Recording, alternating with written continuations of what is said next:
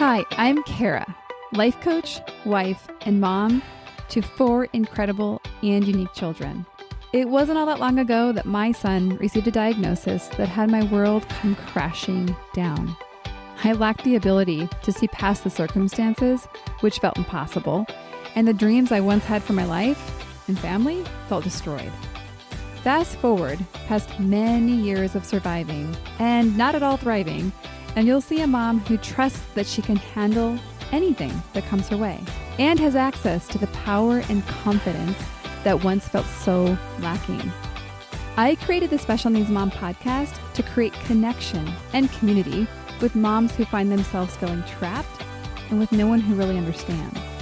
My intention is to spark the flare of possibility in your own life and rekindle your ability to dream. This isn't a podcast about your special needs child.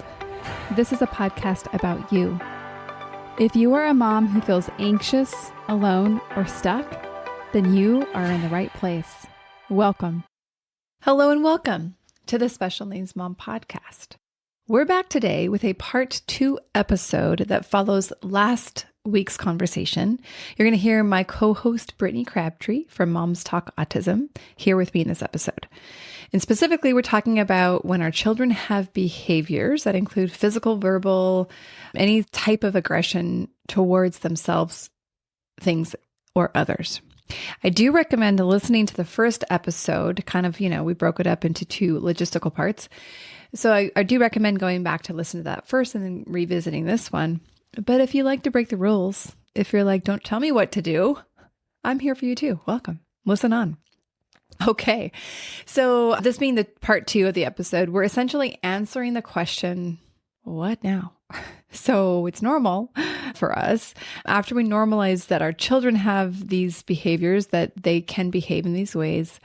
What and how do we cope? So I think we say it in the episode, but this really is just the tip of the iceberg. We are just providing a very small framework to orient you towards the work that is available for us special needs moms to do. And rather than letting the clutches of perfectionism grip me into submission and to not releasing this episode because it doesn't have everything that I want to say and, do about this particular topic, we're going to just do what we can. And we're going to start with this singular conversation with myself and Brittney, and we're going to just let it be enough for right now.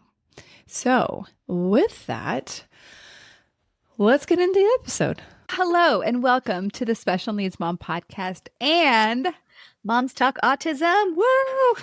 I'm Kara, you're Brittney. Do you want to introduce yourself real quick? Personally? Sure. Hi. Yes. Hi. I'm so glad to be here. I am Brittney. I am from the Moms Talk Autism podcast. I am one of 4 hosts on there. I don't know what you want to call us. We're just friends. 4 friends who happen to have microphones.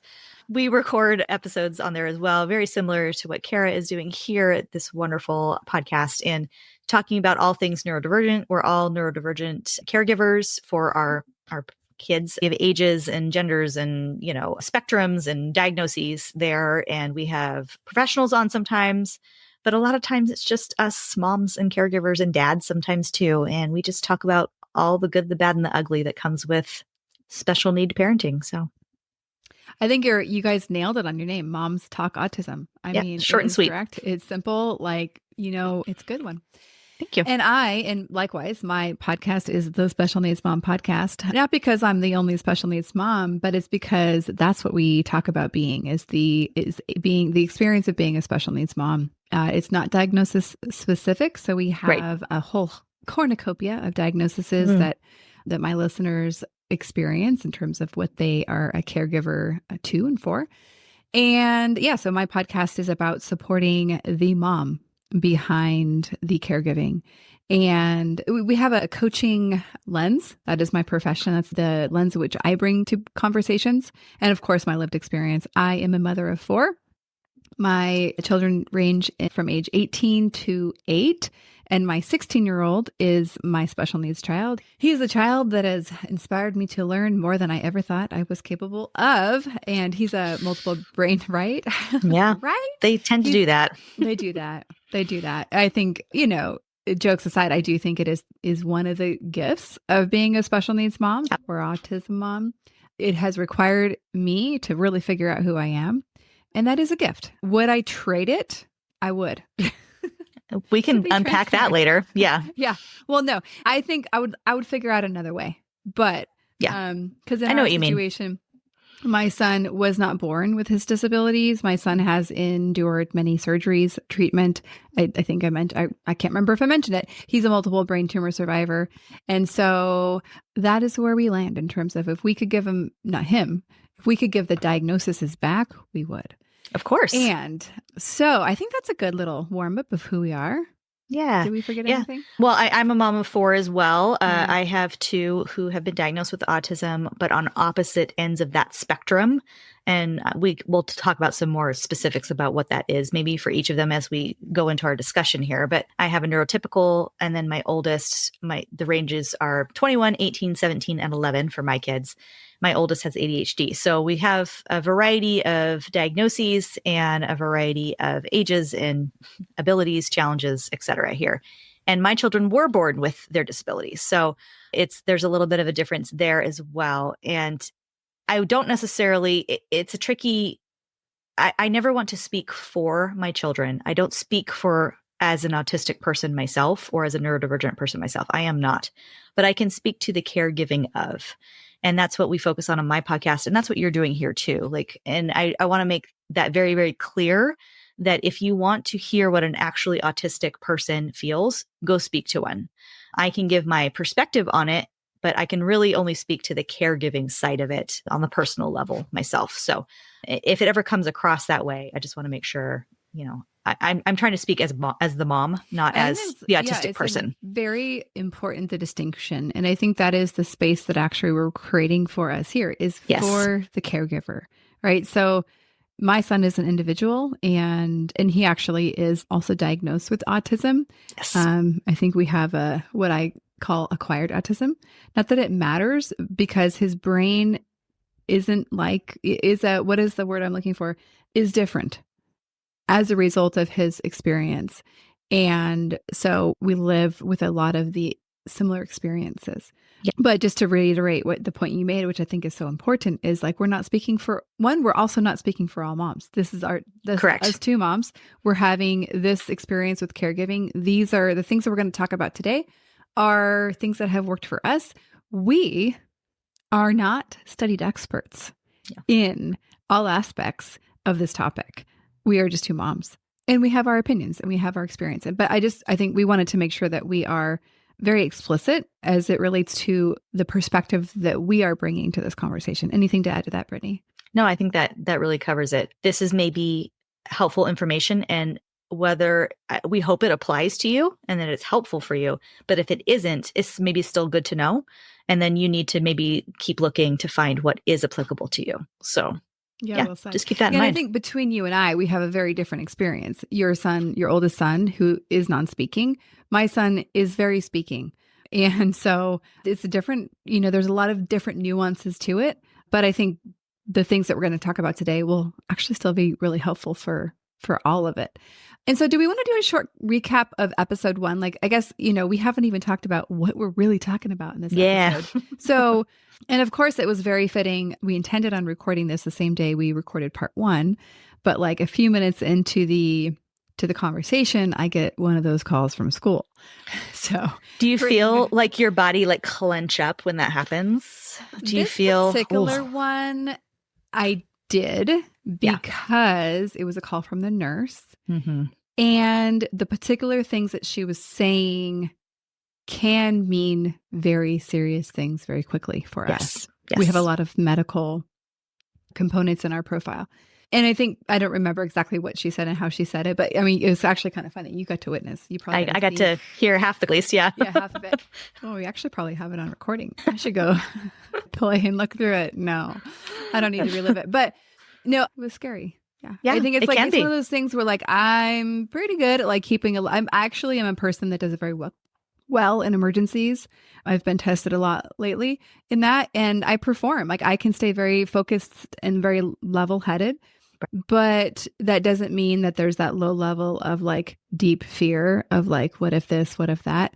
And so I think I knew we were kind of still in the good zone here on this particular issue that I was being called for, but we were teetering on the edge of, are we, where do we need to go? And how do I need to act here? And so in this case, we decided to act expeditiously in terms of us stepping in to be the primary caregiver and not have the school be in charge.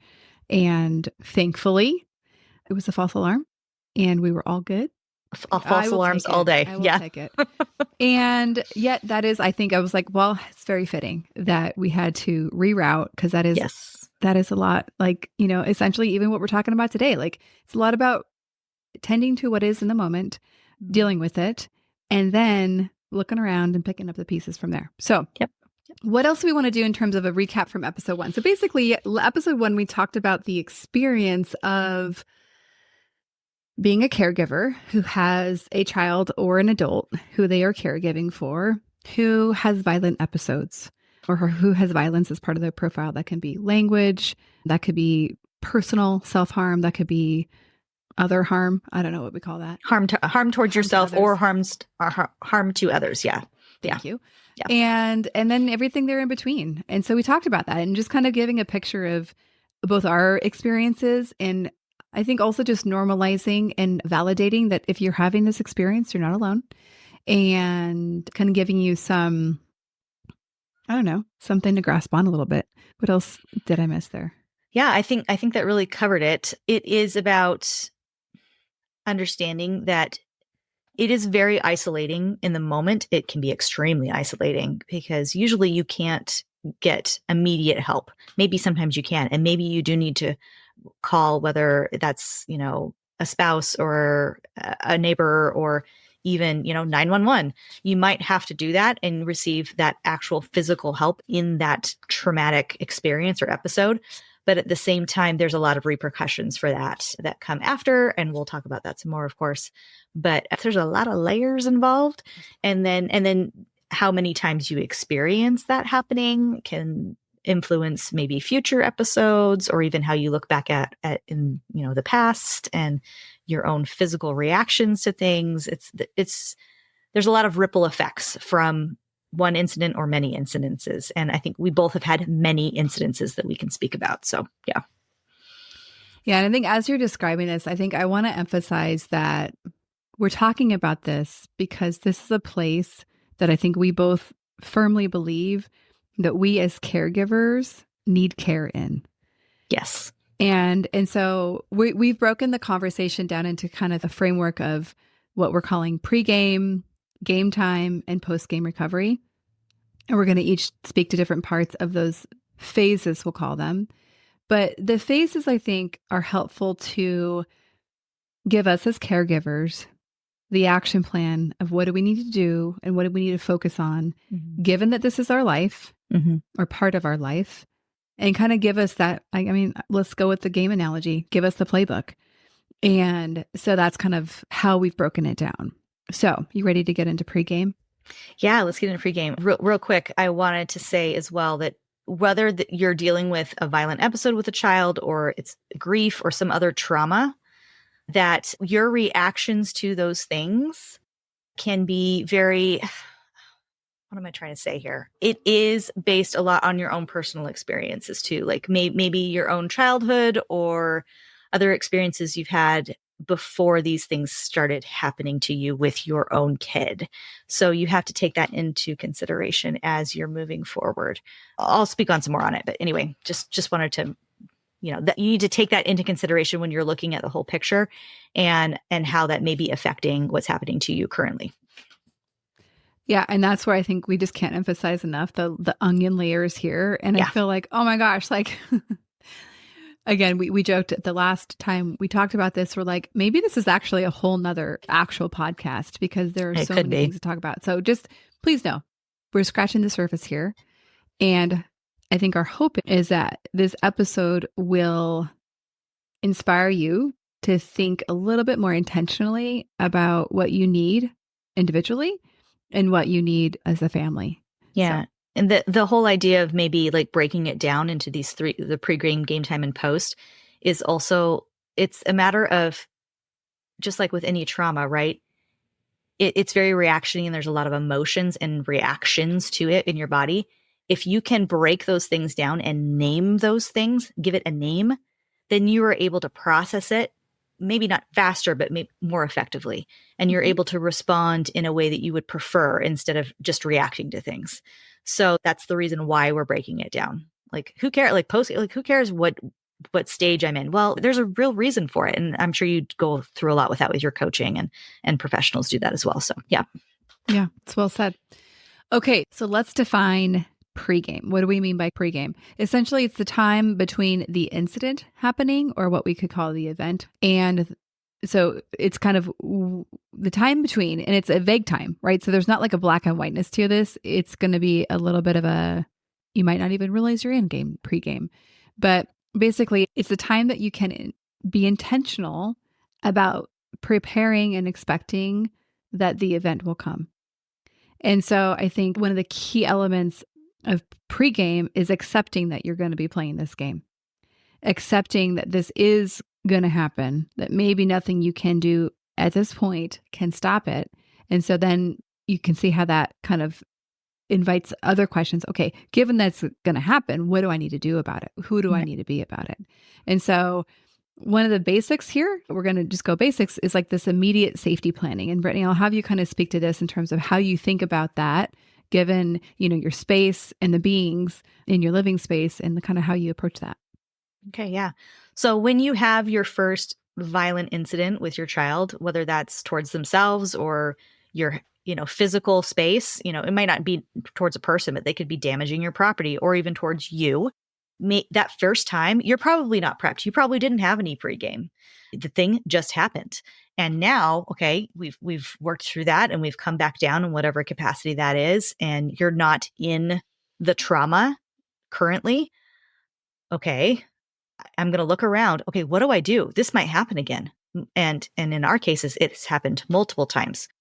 You start looking around in your physical space. Usually it's your home. You're going to start in your home and you're going to figure out, okay, how do I minimize the risk or minimize this kind of thing happening again? And this is where we'll talk about post game. When you've worked through some of that post game, you kind of have to do that first before you can bring yourself to maybe look ahead a little bit. And you have to really maybe have a little bit of an imagination and start thinking of other scenarios that maybe didn't happen exactly like last time, because no incident is exactly the same, and think outside the box a little bit. No one wants to do this, just to be clear. Like, no one wants to think, okay, I'm looking around my house. What ways can I imagine my child harming themselves in my kitchen? No one wants, it's not fun, but it's really important to do that because it most likely, there's a high chance if you're having these incidences come up and up again, they're going to continue, at least until you can come up with, whether that's a med change or some other therapies or things to help you. So yeah, as far as like what we do for my son, so my 18-year-old son is non-speaking, autistic, and a lot of other diagnoses too, which I've talked about in the first episode a bit. He does all of these things. He's non-speaking, so we do not get the verbal lash back that Kara can speak to. But the other three we do. He harms himself. He can harm other people if he is provoked or in such dire sensory overload that I don't think he's even present. We talked about that in the first episode as well. I don't think he realizes that he's hurting me or is trying to hurt me. So it's not a premeditated, nasty kind of like, it's not purposeful. And then he can also damage property. So those three things are very real and can happen often and without much provocation on our part. Sometimes it comes completely out of the blue.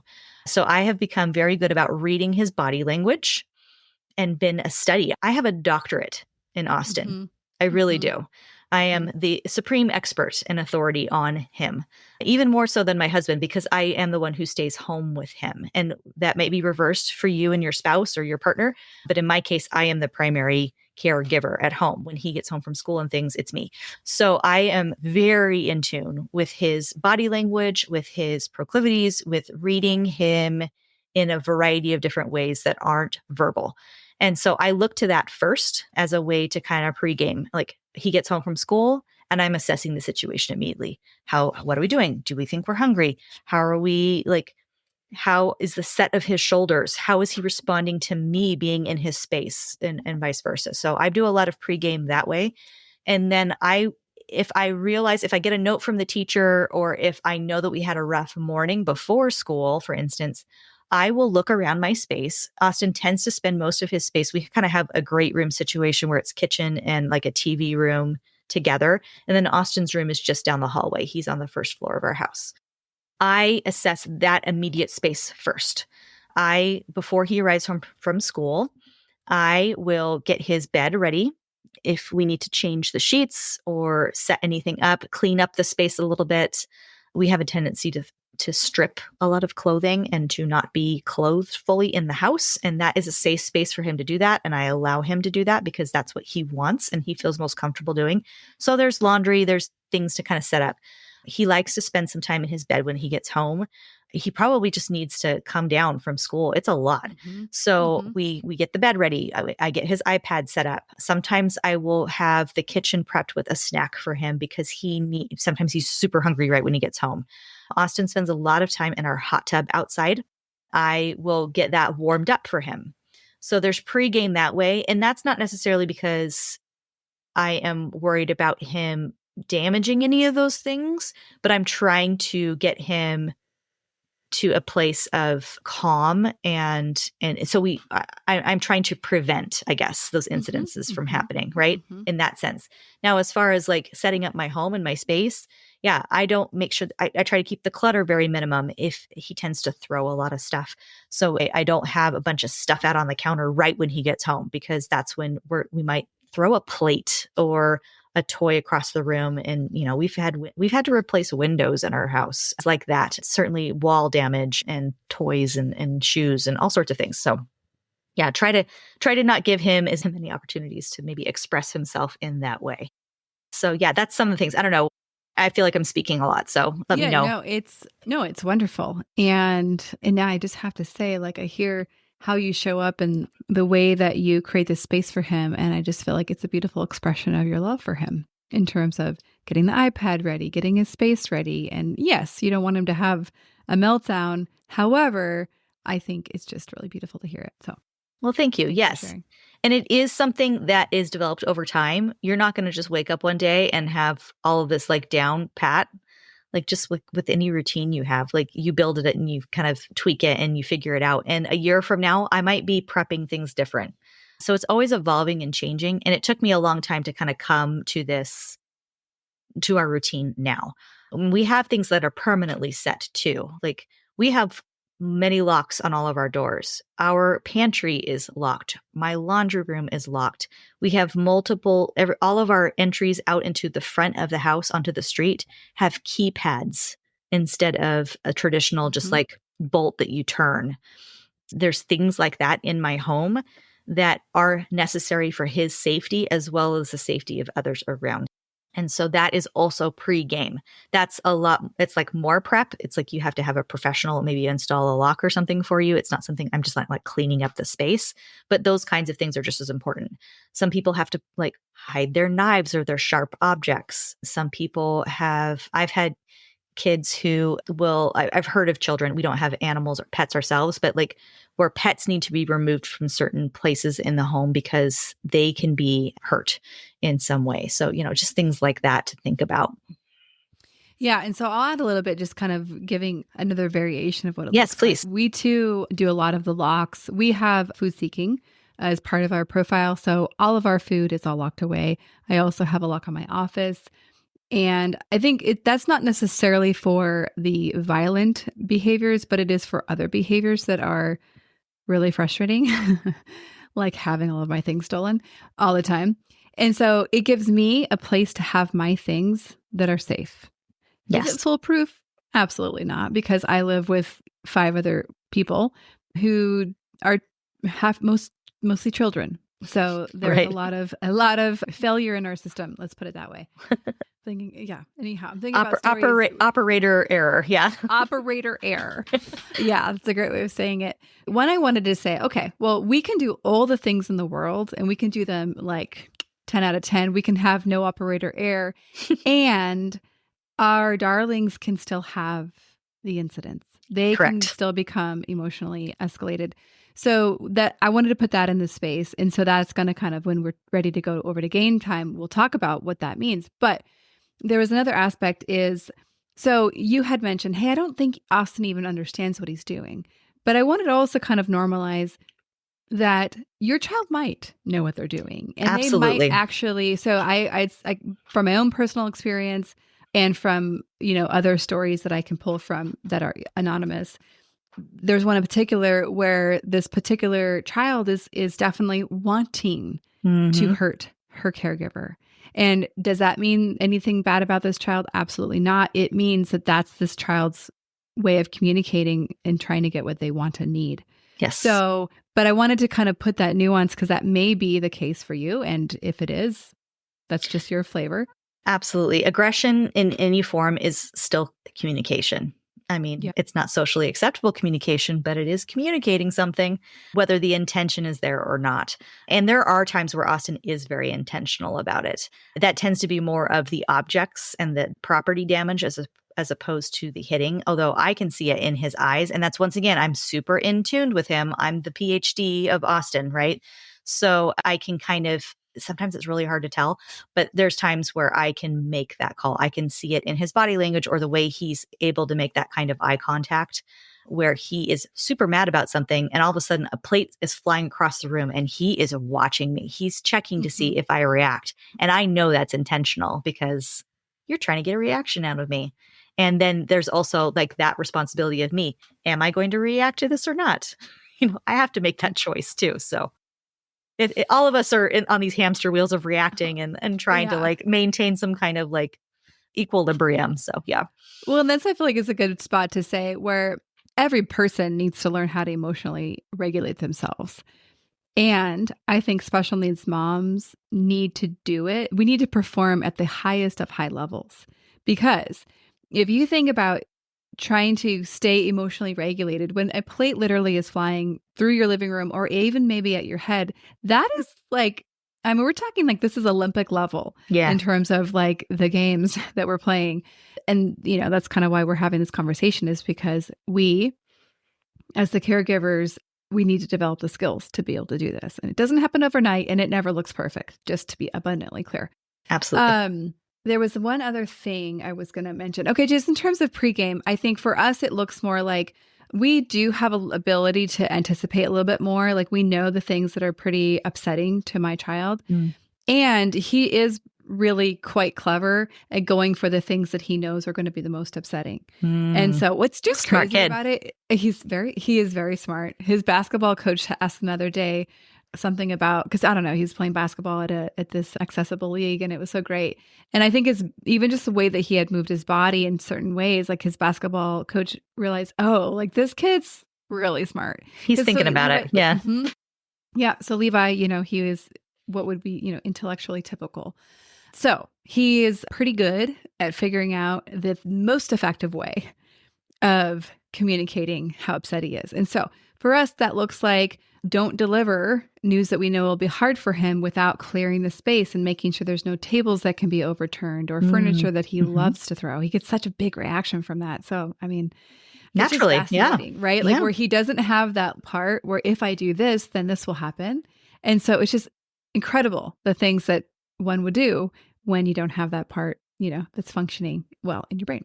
So pregame, I think we've covered a little bit here. I mean, so one last thing that I will add in, and I think it's kind of as it relates more, I think, to the experience of your family. So this could be for you and, your fellow caregiver, a spouse or partner, but also the children that are also living in this home. So I have 3 typical children that are living in this experience.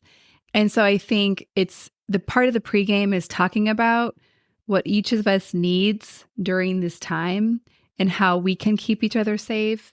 And I was telling Brittney before we recorded, at one point when I'd kind of developed this framework, I even broke it down into having like literally like names for play calls.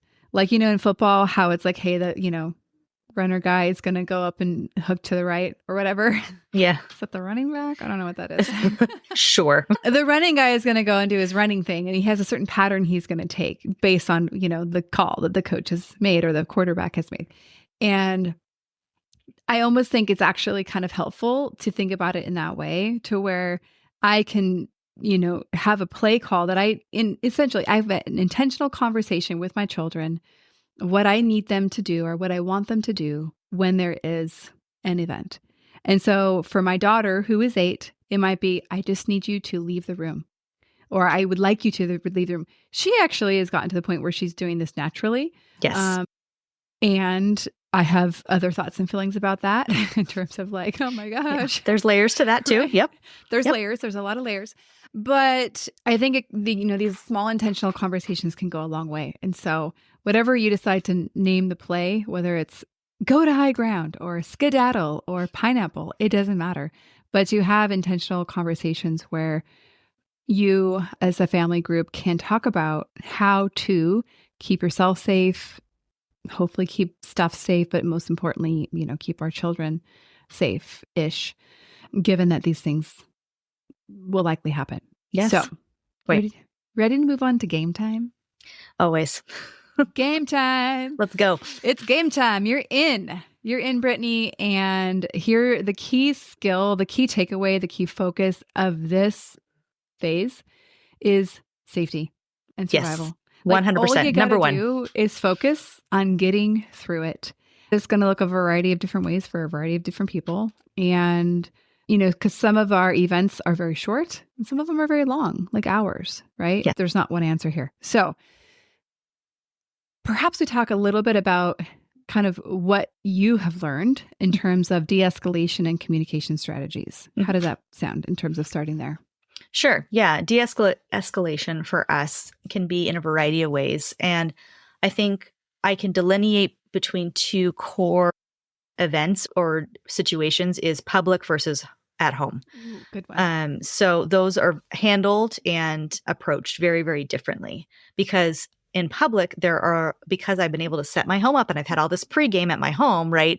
Things are set up a little differently there. And I have more wiggle room, I guess, or I have more opportunities or choices and how I de-escalate things at home, as opposed to in public, there are a lot more safety concerns and there are a lot more variables that I am not in control of. So my pregame, even for being out in public, is I am not usually in public with Austin by myself. He is bigger and taller and stronger than I am. He's 18. I'm a pretty short, not strong person. And so he takes after his dad and my older brothers, who are all a lot bigger than I am. And so I have to plan outings accordingly. And I have to bring backup, physical backup, usually. And when we do go to certain places, there is a lot of pregame and cognitive decision-making on my part on what is appropriate or what we can handle in that moment. Even going to a park. We cannot go to a park where there are a lot of people around. It is too overstimulating for him. And there are too many variables for me to try to avoid or to keep safe. So we have to go to maybe a park that doesn't have hardly anyone, preferably no one at, and we can just have the space to ourselves. And that's difficult when you're in public because it's public and it's available for everyone, and everyone has a right to it, not just me. So, and not just Austin. So yeah, there's a lot of things that go into that. And we have had public incidences of safety concerns in our community around us. And some of them I have been with my husband or one of Austin's brothers or another person. And those I handle much better because I do have backup and I am able to maintain a certain level of calm. And once again, this is a muscle that you will develop, but you can be present and active and be able to de-escalate the situation, but also protect and disassociate yourself from it at the same time. And it's complicated and it's a little difficult and it takes practice, but I'm pretty good at it now because I've had lots and lots of opportunities to practice. So I can rein in all that emotion and I can just stick to what we need to do to get through this incident. One of the worst ones we've had recently this year, we were at a park. There were only a couple of other kids there, but we were maintaining distance and it was fine. And Austin got really, really upset, completely out of the blue. I don't know what was wrong. He just collapsed on the ground purposefully. He threw himself on the ground on purpose and started screaming and crying. Now, if you saw an 18-year-old young man screaming and crying on the ground, that's very, very triggering to someone who does not know anything about my child. He does not look disabled if you just saw him across the field. He's walking, there's no physical disability or indications that something is different about him. And so you see this person screaming and crying and rolling on the ground. And he unfortunately chose a place on the ground where there was an ant hill. And there were ants crawling all over him. And anytime I tried to get over to help, even just move him, not even to try to make him get up and leave, but just move him off of this anthill, he tried to physically attack me. So I had to really disassociate that time and pull back and hold all that emotion. I was also by myself, which is more difficult. And I had to stand by him as close as I possibly could without being injured myself and wait. I just had to wait. That's all I could do. Now, these ants were not biting him. It wasn't like a swarm of bees where he was going to be physically injured in some way. It was just kind of gross. And I probably felt terrible and, like germs and whatever. We took a shower when we got home, trust me. But, just like, ugh, and having I'm thinking in my head, like, these are going to get all over in my car when we get out of here. Like you start spiraling and thinking about all the repercussions of having ants crawl all over you. But I had to wait. And it was probably 15, 20 minutes with me checking in and trying to approach, reading his body language. Nope, we're not ready. Come back and wait and wait and wait. And other people getting looks. No one approached me that time. Sometimes they do, sometimes they don't. Do you need anything? What's wrong? Are you okay? Usually they're checking in with me, and I appreciate it when people do that. That's fine. But everyone just kind of kept their distance and waited for us to finish. I did not make eye contact because that probably would take me out of my disassociation and make me start crying. And I just waited. And we worked through whatever it was. We did a thorough brushing as much as we possibly could. And we got in that car and we got home. And took that shower and worked through whatever the rest of that was. And that was game time. That was being in the park from the minute he dropped to the ground to the second I got home. That was the game time. And that was a really, really difficult, very traumatic for me situation. So, well, just highlighting the aspect of game time that what I, hear is it was actually staying focused, but also doing whatever it took for you, which in this case you used the skill of disassociation, or even just the reaction of disassociation to not jump in the pool with him and become emotionally escalated. Yes. And so that's where it's like that allowed you to survive, to get through the time period you needed to get to then get to a place where you were no longer in this escalated state or this event state, we'll call it. Correct. Yeah. So you have to somehow bottle up whatever you're feeling inside, because I'm very worried about him in that moment. And I'm worried about him. I'm worried about everyone else. I'm worried about him getting injured or being bit or being uncomfortable. But at the same time, I need to be aware of my surroundings. So it's this delicate balance of like reining yourself in and keeping yourself calm, but also being ready to react if the situation changes and seeing that opportunity of whenever game time is done, the clock has run out, he is ready to move, and you have to jump on that chance. For me, at least, that's how it is. Because then we could possibly spiral into a second round if I don't catch that window of time. And so, yeah. And it's the same situation at home too. I just have more options. If he had thrown himself on the ground and was upset at home, we wouldn't have an anthill in the middle of the kitchen, hopefully. But he could be grabbing other things and trying to injure himself or do something else. I have either backup at home, or I am able to physically maneuver him in a way I can grab his arm and kind of like half drag him or like kind of push his legs into his room, which is a safe space. That's part of our pregame. We've set up his room to be a very, very safe space, and I can close the doors and he can have his own version of, a timeout or a reset for him. And that is much more manageable because of the environment around him that, there's more, like I said, there's more control over the surroundings. The other thing I want to highlight is that during this game time, we're calling it, there's a lot of be with. I'll break it down. What I call be with. Like you had to be with a lot You had to be with all the people walking by in terms of be with potentially the thoughts and the things that you thought they might be thinking or wondering about you. You had to be with the possibility that Austin was getting like stung by these ants. Like that's a lot to be with, the things you mentioned in terms of him actually injuring himself, being with, okay, what do I need to do? How do I need to respond to help him complete his cycle here? And I think there's this dance of accepting what is versus resisting. And I think that's where we oftentimes, and I want to say this, acknowledging that when we resist, sometimes we have very good reasons for it. Like I'm thinking of like maybe your child has a knife. And, Absolutely. Right? Yeah. And so like then that's where like I could see the resistance. I could understand very, very easily of why you might not just wait for time to pass, why you might lean in and maybe even be very aggressive when it came to intervening. There are certainly opportunity and times where that is appropriate. And so yes. I'm not saying this as in like, oh, it's all going to be okay all the time. I definitely understand that it's not the case, but maybe in more times than we realize, just kind of the way that you were describing this particular instance, I think it's helpful to give a picture to it, is like accepting Austin's going to be doing what he's going to be doing. And my job here is just to wait, is to accept this is what's happening right now. Right. And to kind of let go. It's like, it requires us to be unattached to how long it's going to be. Yes. What's going to get broken, who's maybe going to get hurt. There's a spectrum of harm, right? Where it's like, I'm okay with an ant bite. I'm not so okay with like a kitchen knife out there, right? Of course. Yeah. Right. Yeah. So you have to make, and sometimes Yes. a split second. Yeah. Yes. Yeah.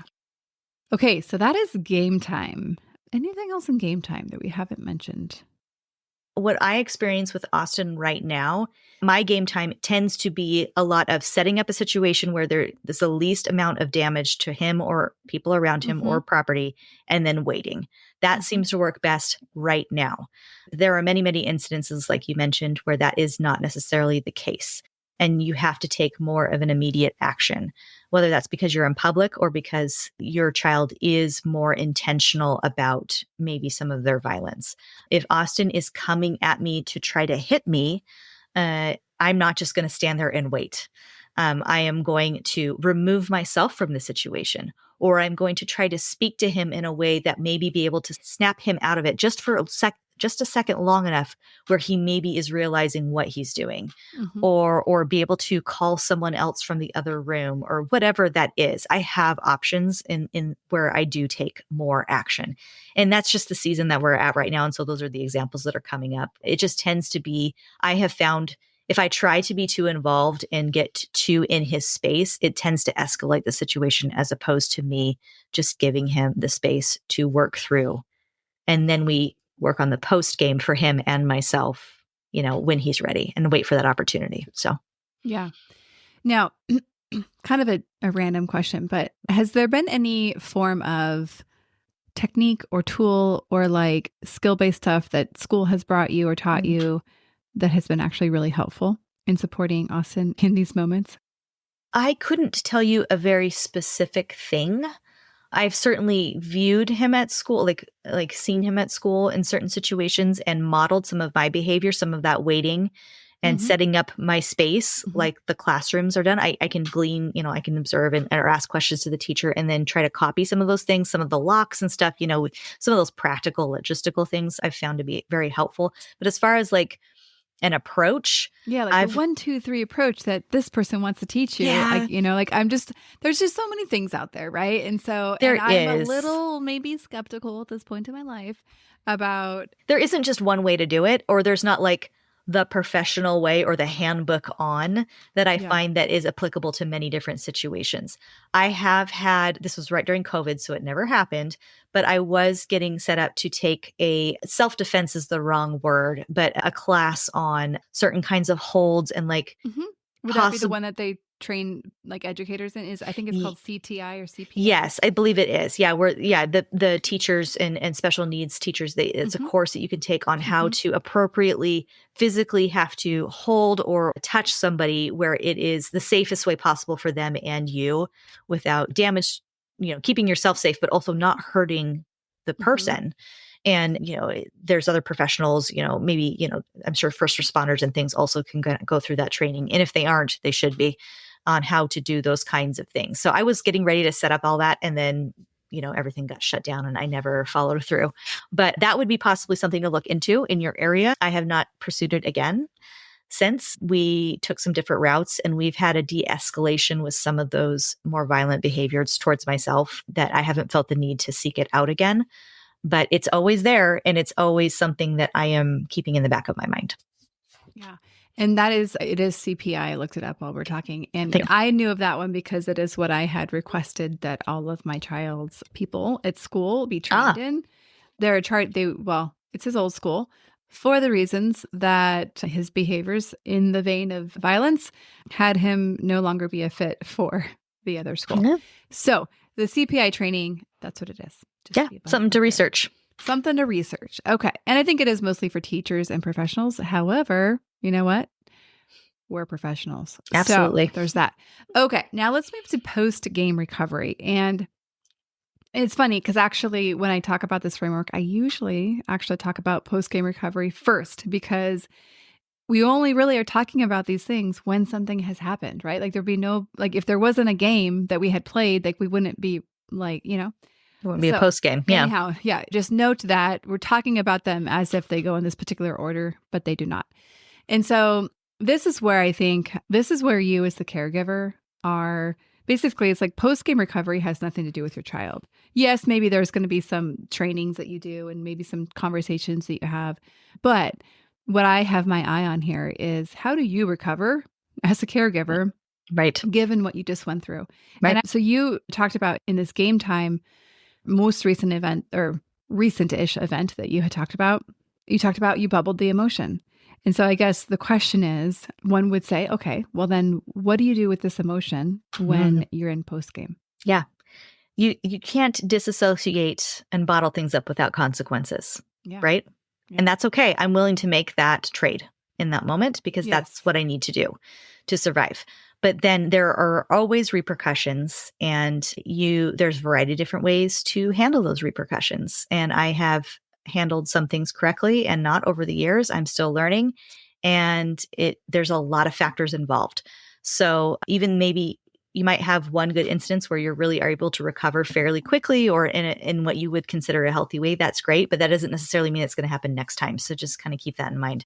But there's like the physical recovery of my actual body.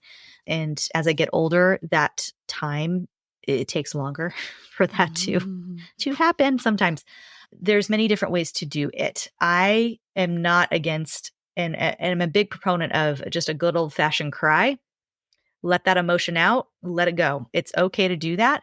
And in whatever way that happens for you, mine tend to be loud sob in a very short amount of time. I'm not really a crier per se. I don't sit there and sniffle for a half of a day. I appreciate that you said that, because I've never really thought about that. But I was like, I'm not a cry all day. Like for me, my style is not cry all day, but it is big, and it is definitely a little storm burst happening. Yeah, a little storm burst. It's very intense. And then it's over. Okay, that's interesting. For me. That's just me though. Everyone, different styles. Okay. And then there's a lot of internal dialogue and monologuing in my head after that. And I need to work through that first before I am ready to talk to someone else about it. Mm-hmm. And I highly encourage you to find someone or multiple people who are available to talk about these things with. I think it's very, very important to do that. But you need to be ready to do that. And it can vary, that time lapse can vary for me. I am very fortunate that I have a partner and spouse who I feel comfortable sharing with and feel responsible, like it is appropriate for him to know about all of these things in detail.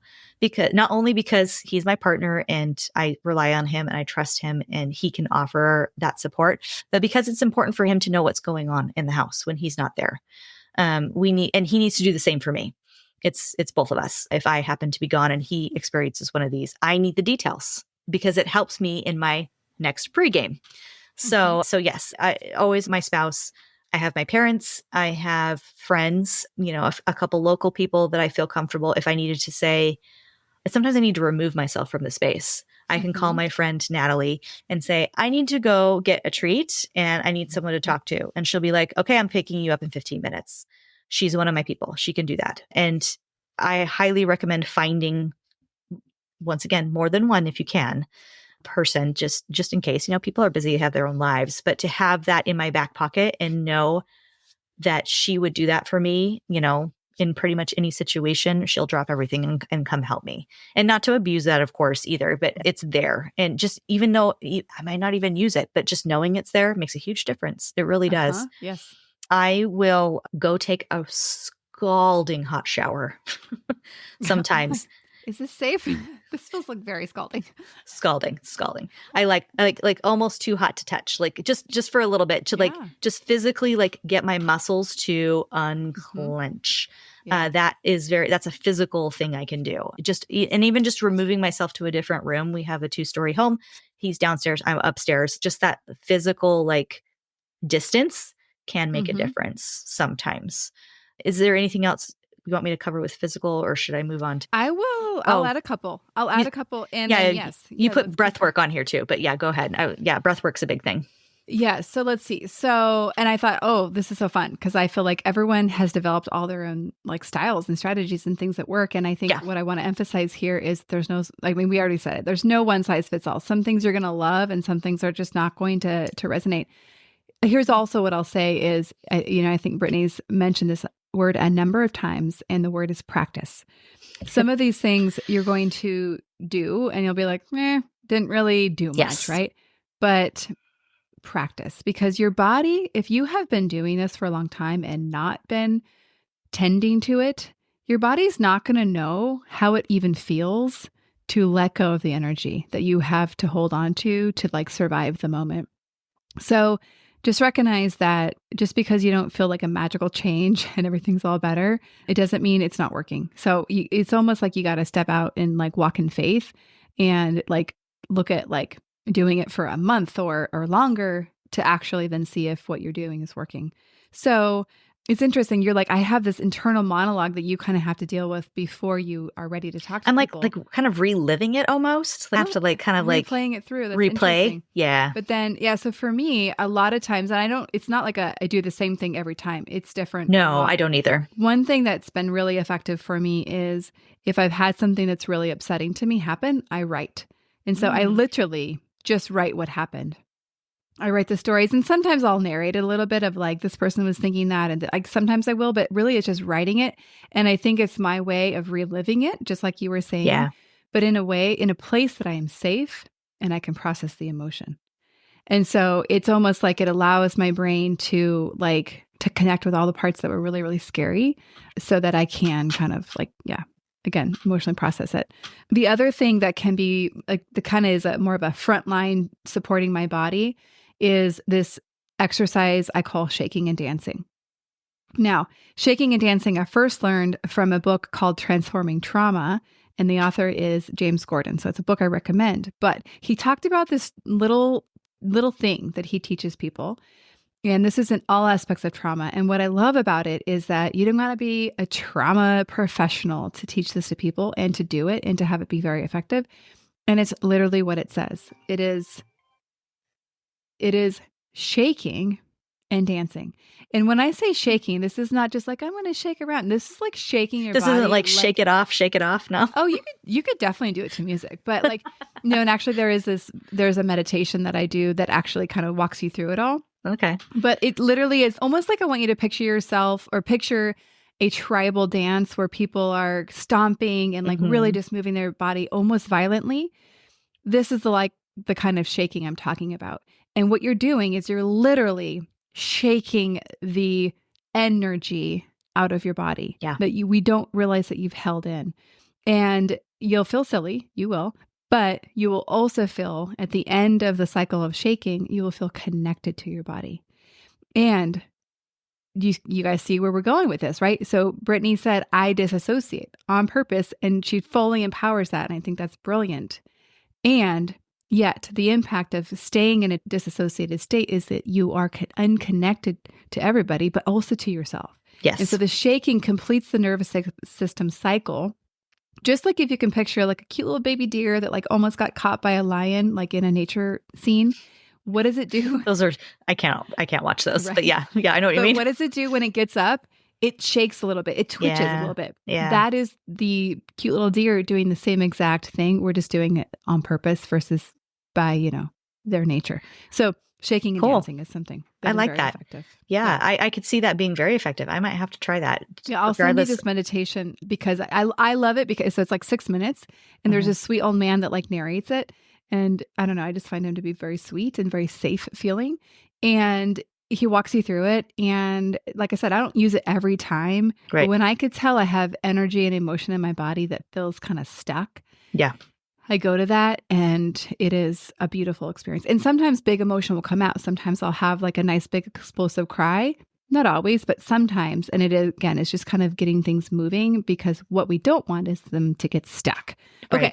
So that is physical, but that also is very emotional. Let's see where else we want to go here. So yeah, I think you mentioned breath work, right? So like learning to breathe in a way in which tells your body that you're safe is a skill that I think we can all develop and practice. So that's definitely one that is part of this post-game time period. And maybe even like a great daily practice for all of us, given the lives that we have. Absolutely. I like the idea, the visual of like closing the loop. That's what we're trying to do.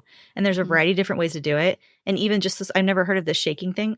I'm going to give it a try. Maybe I won't like it, but what's the worst that's going to happen? I'm going to be like, nah. And then you just move on. Like, it's fine. Like, try some stuff, try multiple things and see what sticks for you. And it changes for me too. Like, what I'm going to do this year probably is going to be a little bit different than next year or whatever. So, yeah.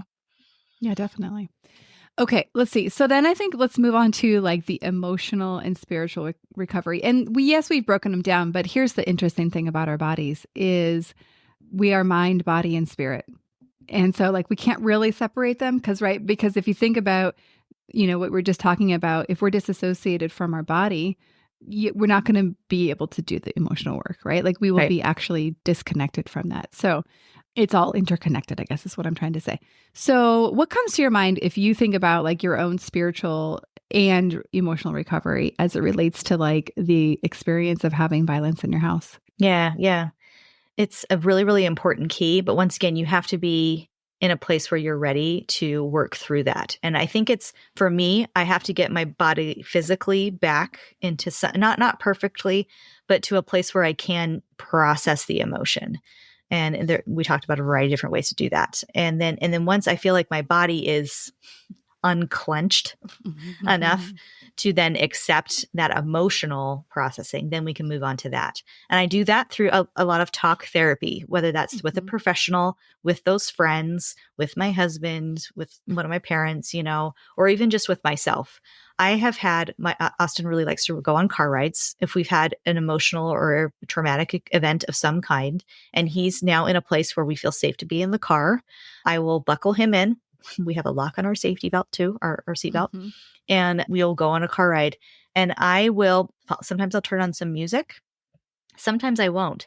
And I will talk to him about it directly. He can't respond to me in any kind of verbal, we're not having a back and forth conversation by any sense of the word, but I'm just talking to him about it and what worked and what didn't and what I wish we would have done different. And I understand you're going through this. I'm not speaking for him necessarily, but I'm trying to maybe look, I'm just going to talk about this. I'm trying to understand why you did that, what you did and what's going on. Like, do you think it's because of this? Like, I think it's because of this. And I'm just throwing that out there to you. And I'm speaking to him like he's an 18-year-old kid because he is an 18-year-old kid. And so we're having a conversation about appropriate things that we need to do, as a mom and child. So, I'll do that with him. And it's very mentally, it can be very helpful for me. There's usually some little crying in there with me as well. I'm a religious person. I will have a conversation with God as well. We'll have a little chat and there's some prayer and we're talking. And that helps me emotionally and spiritually. I am involved in a lot of groups online and through my phone where I can speak to someone, and there's apps and things where it doesn't have to be live. So it's Marco Polo app in specific is what I really like to use. And I can talk to a friend who has maybe a similar kid to mine who I've met through these special needs groups. And I can just leave that message there and she can get back to me when she has time to, and the energy and her own trauma and things going on. And we can have a conversation about it. And that's very validating and it's connecting, and it takes some of that isolation piece away, which is part of that emotional recovery. The post game is how isolating and how scary and embarrassing and and a variety, anger, all of it. It's all there. And being able to talk to somebody who's actually gone through the same thing I have, or something very similar, it can be very, very cleansing and what's the word I'm looking for? I guess it gives you that sense of connection. It sounds like supportive, right? Support. Really supportive, Yes, right? absolutely. Yeah. Yeah. And so I think for me, a lot of the same, right? So for me, I'm a big fan of therapy and having a space just to explore whatever it is, what I'm feeling about the thing. And without, it's like there's stories that we have about things, there's feelings we have about things that like, we just don't give space and energy, especially because if people knew, what would they think, right?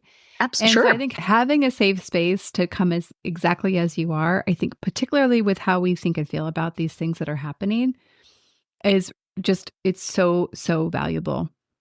It doesn't mean that we're going to do anything different than we are necessarily, but I think giving ourselves that freedom of expression and grief.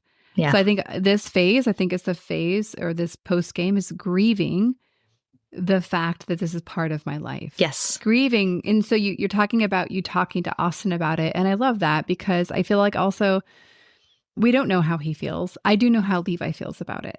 And I do know he doesn't feel great about when there's things that happen. And I think honoring the fact that they're in this too.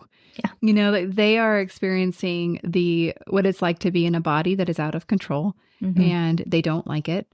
They want it to be different. I mean, I'm speaking for Levi. And so let's just like, okay, we got to grieve this because this is where we find ourselves and it's really hard. We don't like it and we don't necessarily want it to be there.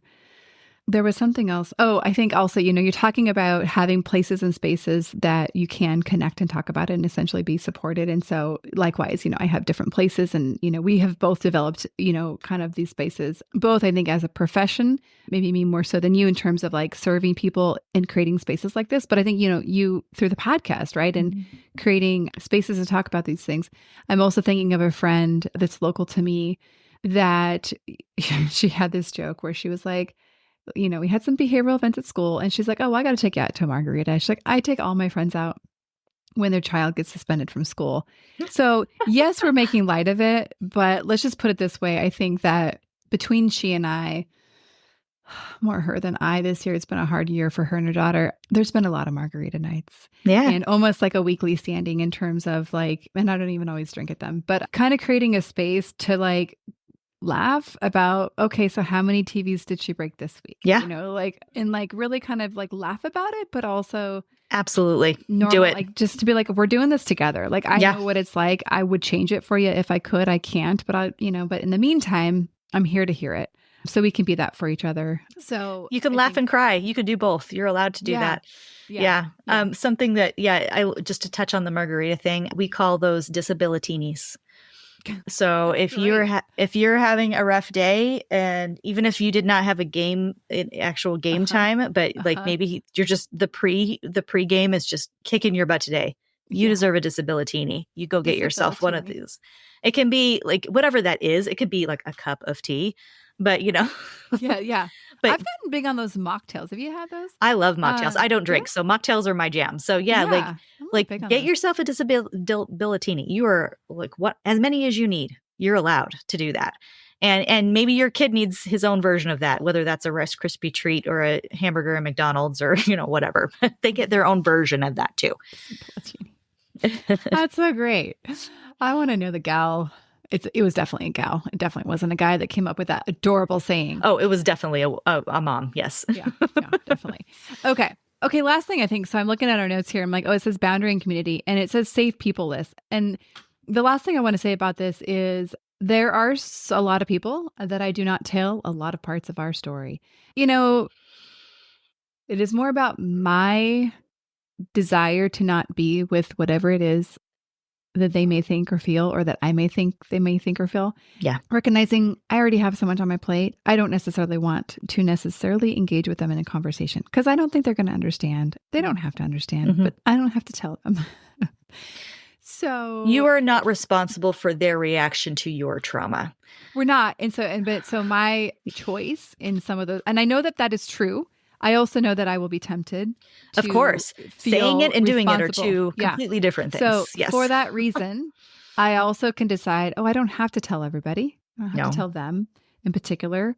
And that there's like a little bit of like a power that we get back from that. Like, I'm not saying that we can like control all things, but we can control a couple. Well, so this is when I choose to step into that control. Yeah, I like that. And I will even test the waters a little bit. I'll give someone a little nugget and then see how they react. And then I'll maybe elaborate a little bit more and see how they react. And we get, a few steps down. I'm like, okay, you ready? You really want to hear about it? And we just let it out, right? It's usually like a code brown, like poop story or like that. And then you see if they can hang with you. And the ones who can make it through all of those steps, those are your golden tickets. You want to keep those ones around. I think something that's really key that we've both mentioned, multi or different or just multiple places. Mm-hmm. You need to have access to these kinds of people or these kinds of recovery in multiple different ways. If you have all of your little recovery eggs in one basket, you're setting yourself up for some failure or that not working anymore. So please, please, please, if you don't get anything else from this, have a few different options for you depending on what the situation was, what's available to you in that moment, and who's available to help you. So totally just keep that in mind. And mentioning, so I am a person who has a spectacular husband. It's like he's a great partner. I mean, nobody's perfect, but he's just incredible. And he's not my only source of support when it comes to, breaking down what's gone down in my home. Yeah. First off, he has his own, like he's in it too. Right? He's allowed to have his own reactions to things. He has his own reaction. He has his own areas of struggle. And while it's great because yes, he is frontline with me, he can't necessarily be everything that I need.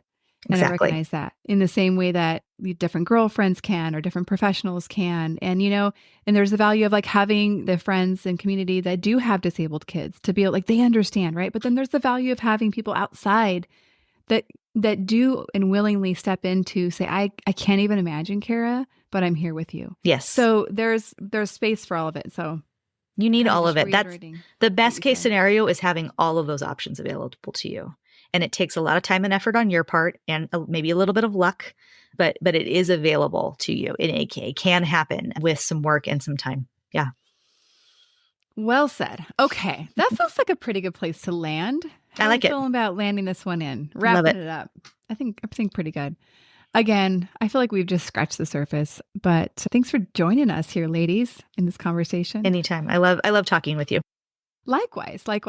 Okay. Well, with that, we will see you on the next episode. And so this is going to air on both of our podcast platforms. Yes. At different times. So you might be hearing it like not right now, but in a couple months. I don't know. But there'll be show notes to connect with either one of us on both of our platforms. And, of course, we want to keep in touch and Please let us know what you thought about the episode and what you want to hear more about. Like I think your show is the very, very similar, right? Where you want to hear from your guests and you want to hear from your audience and, speak to what it is that they want to hear more about. So, yeah, I think that's really key. And there's a lot in both of our podcasts. There's a lot of overlap, but this isn't just like a one, like you can only listen to one podcast or one therapist or one area. Like you're going to glean some stuff from Kara's things. You're going to find things maybe on mine that you're going to want to hear more about. And there's a lot of crossover, but there's just so much to talk about and so much to connect with that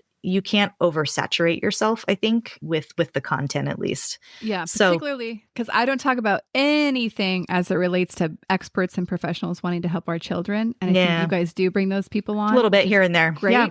And so like, if you're like, I actually need more like tactical strategies for my particular child, your podcast would be a great resource. Come check it out. Some of that.